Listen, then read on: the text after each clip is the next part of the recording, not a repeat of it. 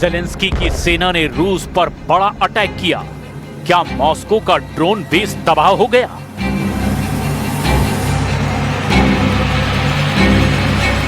यूक्रेनी सेना रूस के कब्जे वाले इलाके के अंदर तक गई। क्या ज़ापोरिज़िया में रूस का ड्रोन सेंटर दफन हो गया?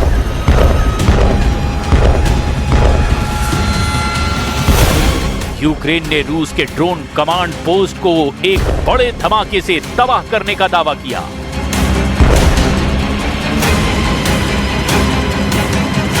लेकिन अगले ही पल रूस के एक नए दावे ने यूक्रेन का दांव पलट दिया।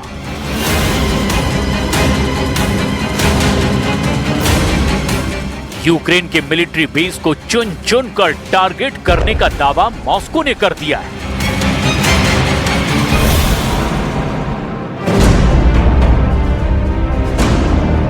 रूस की मिलिट्री ने दावा किया कि 24 घंटे में यूक्रेन के मिलिट्री एयरफील्ड, पावर इंफ्रास्ट्रक्चर और ट्रांसपोर्ट सिस्टम को बड़े पैमाने पर नुकसान पहुंचाया।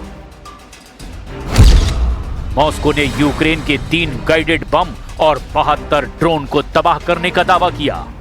तो यूक्रेन ने जंग के मैदान में 24 घंटे में रूस के 116 ड्रोन मार गिराने का दावा किया।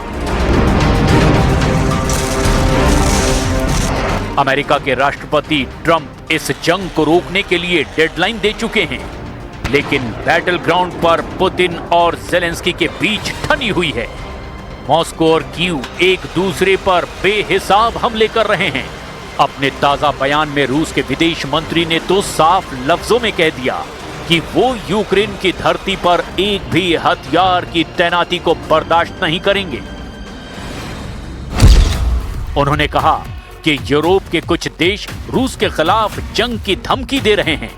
ऐसे माहौल में रूस को अपनी सुरक्षा को पुख्ता करना ही होगा।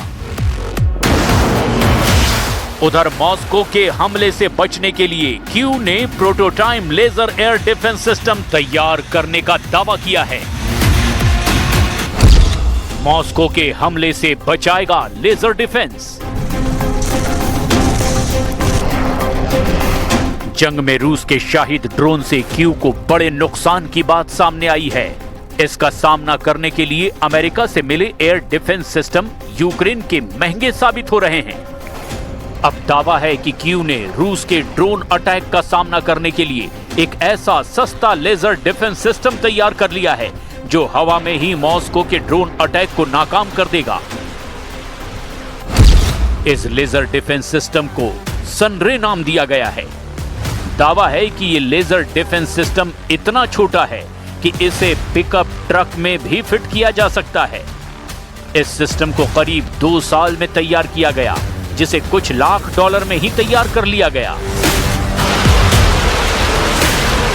यूक्रेन इसे किफायती लेकिन कारगर डिफेंस सिस्टम बता रहा है।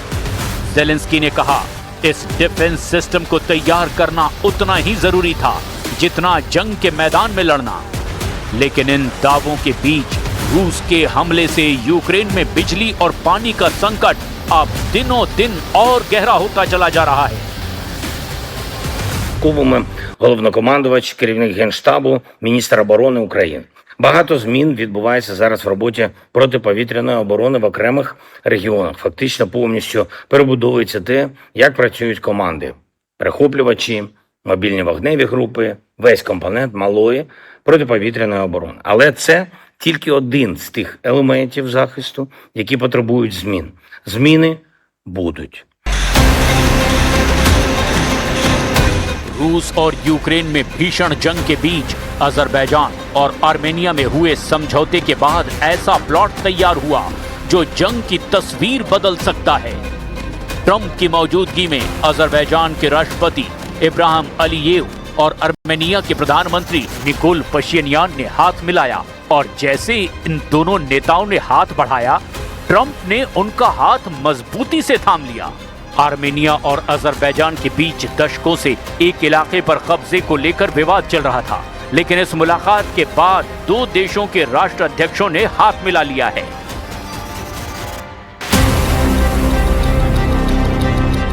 और यहां से जब कहानी आगे बढ़ी तो अजरबैजान और ट्रंप सरकार के बीच बड़ा समझौता हुआ।